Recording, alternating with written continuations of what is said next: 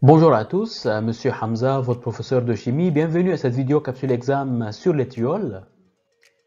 Avant de commencer, souriez parce que tout ça va bien se passer. Donc, exercice numéro 3, parmi les propositions suivantes concernant la séquence réactionnelle ci-dessous, lesquelles sont exactes. Donc, on a quoi ici? On a un ester, il le met en présence de NaOH. On obtient le composé A plus le carboxylate de sodium. Donc, bien sûr, le A, ça va être un alcool. L'alcool, il l'oxyde, on obtient le B. Et après, le B, il le met en présence d'un thiol. Donc, pas de panique, on va détailler tout ça. Donc, l'ester, on a le OC double liaison OCH3, on le met en présence de NaOH. Ici, on a le carboxylate, donc ce qui reste, c'est l'alcool. Et d'où on peut couper la molécule pour trouver l'alcool. Donc, il faut le couper d'ici. Et après, il faut ajouter l'hydrogène. Et donc, voilà l'alcool qu'on obtient. Donc, l'oxydation, ici, on a quoi? Ici, on a un alcool secondaire. Et donc, l'oxydation d'un alcool secondaire, ça va donner un cétone, donc un C double liaison O. Donc, c'est ça le composé B. Et après, le composé B, il le met en présence de quoi? De un équivalent de thiol.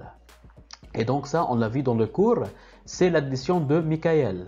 C'est l'addition d'un thiol sur un cétone alpha-bêta insaturé. Je veux détailler le mécanisme de cette réaction en deux étapes. Donc, la première étape, qu'est-ce qui va se passer? Ce qui va se passer, le doublet non-liant de soufre ici va attaquer le carbone en bêta. Cette liaison-là va se délocaliser entre cet atome de carbone et l'atome de carbone de ces double liaisons O. Et après, la liaison pi ici va se rebattre sur l'atome d'oxygène et on obtient cet intermédiaire-là. Et maintenant, qu'est-ce qui va se passer? Ce qui va se passer, le doublet non-liant va se délocaliser entre l'oxygène et le carbone pour former le C double liaison O de nouveau. Et la liaison pi ici va arracher l'hydrogène et la liaison ici va se rebattre sur l'atome de soufre pour obtenir ce composé. Vous n'êtes pas obligé de faire les deux étapes parce que je vous ai appris dans le cours que si on a une double liaison avec un thiol, tout ce que vous avez à faire, c'est sur l'hydrogène, sur le carbone en alpha, il faut mettre l'hydrogène et sur le carbone en bêta, il faut mettre le reste de la molécule qui est le S, CH3, CH3, ce qu'on a obtenu ici. Et donc maintenant pour répondre aux questions, le composé A comporte une fonction alcool? Oui, le composé A comporte une fonction alcool. Le composé B comporte une fonction acide carboxylique? Non, on a une fonction cétone. Le composé C comporte une fonction thioéther? Oui, ici on a une fonction thioéther.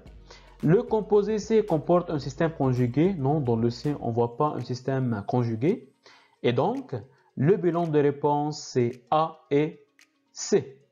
Donc c'était tout pour cette vidéo. J'espère que cette vidéo vous a aidé et vous a plu. Merci de me laisser un petit commentaire et un pouce dans l'air pour nous supporter. Et n'oubliez pas de vous abonner à votre chaîne YouTube Coursup donnée par votre professeur Hamza pour ne pas louper les vidéos prochaines. Et surtout, croyez en vous parce que je crois en vous. On ne lâche rien, on croise les doigts. Ciao, à la prochaine.